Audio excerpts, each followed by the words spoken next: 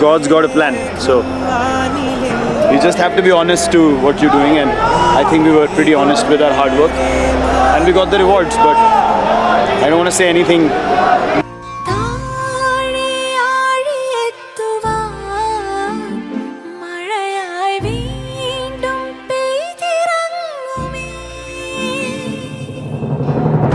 ഉലകിതിനോടും പൊരുതിടും ഇനി ഞാൻ നിന്നെ നേടാനഴകേ